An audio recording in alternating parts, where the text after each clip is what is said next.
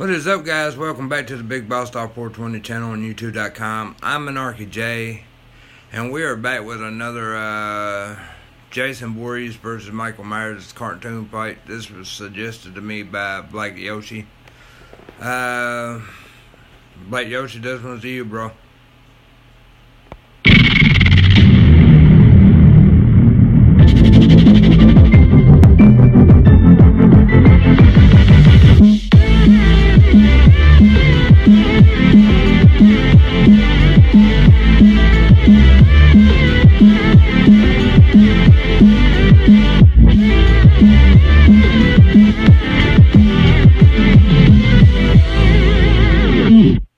What's up, everyone? It's Animation Rewind here, bringing you yet another episode of Cartoon Fight Club. Though, if you haven't seen it yet, don't forget to check out the latest Rewind Rumble, My Hero Academia versus One Punch Man. But if you have seen those and you know how the game is played, then let's get ready for the fight. That's right, you've read the title of this video, Jason Voorhees versus Michael Myers. So without further ado, let's introduce Cartoon Fight Club's next round of fighters.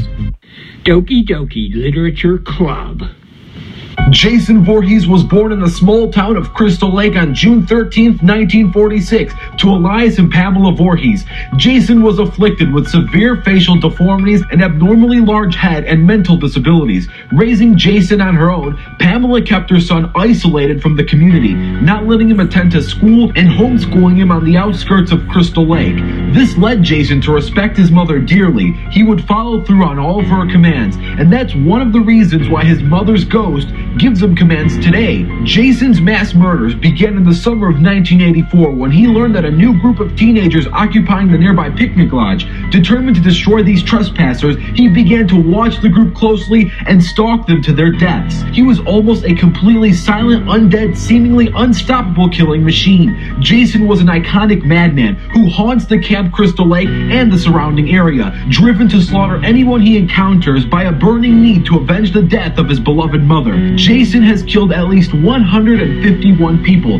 This counts Andy and Debbie's unborn child and 20 people he killed during his body possession spree. Even as a human, it's likely he possesses practical immortality as he survived fatal injuries that a normal human couldn't withstand. After his return as a zombie-like creature, Jason has become functionally immortal, which means he does not age. Injuries and illnesses that would have killed normal people would eventually heal. He can survive and adapt to nearly any environment and has shown that he's managed to function in the vacuum of space. After being accidentally revived by Tommy, Jason now possesses a unique ability to regenerate any lost and damaged tissue at an accelerated rate. As a result, he can sustain bullet and knife wounds and be virtually unaffected. This ability allows him to recover from many fatal injuries. He even has been incapacitated by being chained to the bottom of Crystal Lake or impaled through the head, but he has almost always restored himself to perfect health. His constantly changing state of deformity can be attributed to his constant regeneration. This regeneration, however, is not perfect, as Jason still possesses an undead, deceased appearance of exposed bones and deteriorating tissue. Jason can use pretty much anything at his disposal as a weapon.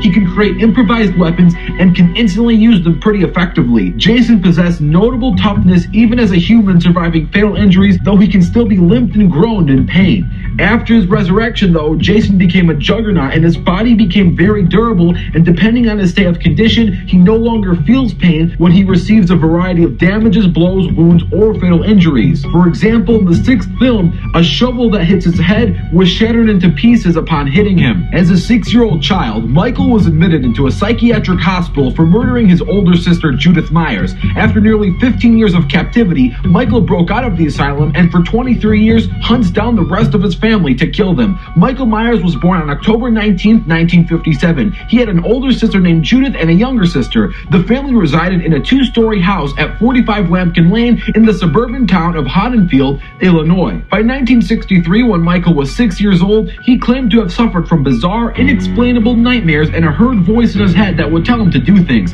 The voice triggers him to do really sinister stuff. On October 31st, 1963, Michael committed the first act of murder. His parents were away and he was at home with his sister Judith, who was supposed to be babysitting him. Michael, dressed in a clown costume, went to the kitchen, picked up a chef knife, walked up to the steps, and stabbed Judith to death. He then quietly walked back downstairs and into the front yard where he waited for his parents and then the police to collect him. Michael Myers possesses superhuman strength, stealth, endurance, and durability of very super impressive limits. He has been shown to be able to lift large tombstones off the ground and carry it for long distances by hand, penetrate an adult human skull with his thumb easily, lift and hold aloft an adult human male with one arm effortlessly, and impale an adult human male through a solid wooden door with a blunt object, among other many cool feats. He is shown to be good at sneaking up on his unsuspecting victims from hiding spaces in his own spaces without making any noise or attracting attention. He can withstand critical injuries that would normally result in death, such as being shot or stabbed multiple times in internal organs, along with any other form of impalement. He is considered to have a healing factor that enables him to regenerate tissue and even vital organs, such as his skin and eyes. It seems possible that fire or decapitation could kill him. Since his H20 timeline ignores the curse of a thorn in the cult, his ability to withstand injuries is never really explained. His superhuman abilities could be granted to him by the magical nature of the curse of thorn, as the cult members assert that evil itself never dies. But this remains unconfirmed. However, it is supported by Samuel Loomis when he states that hell would not accept Michael, meaning that Michael can't technically die, be killed, or enter the afterlife in any way. Over the course of the films, Michael has killed a confirmed total of 81 people. If one counts as debatable killings, then he's killed at least 85. If animal victim counts, then that bumps it up to 86. All things considered, he took at least 80-ish people. And now, let's get ready for the fight. This battle will take place on Earth, and remember, there is no prep time.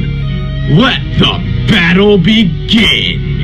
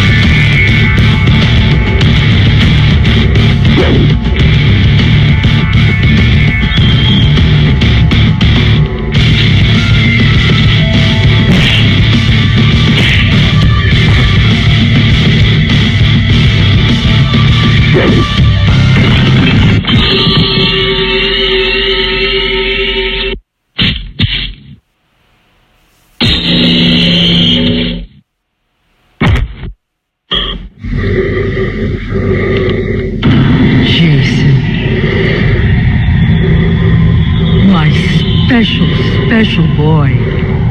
Do you know what your gift is? No matter what they do to you, you cannot die. You can never die. Never die.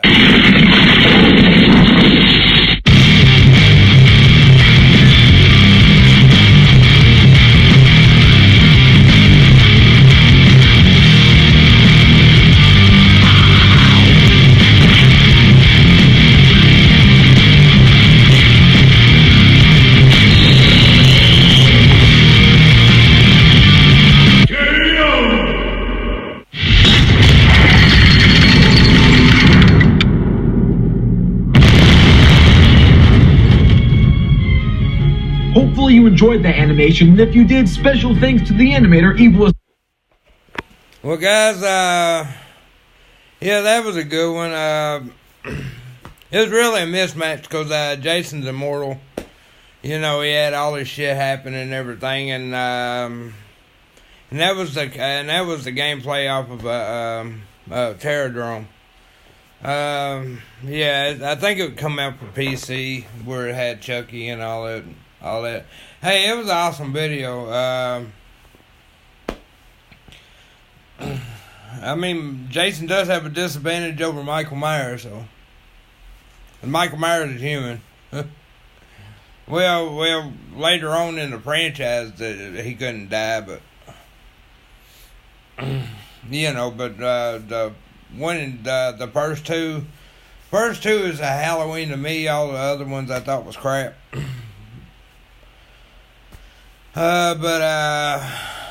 Anyway, with that said, guys, love y'all. Later. Peace, guys. Cheers.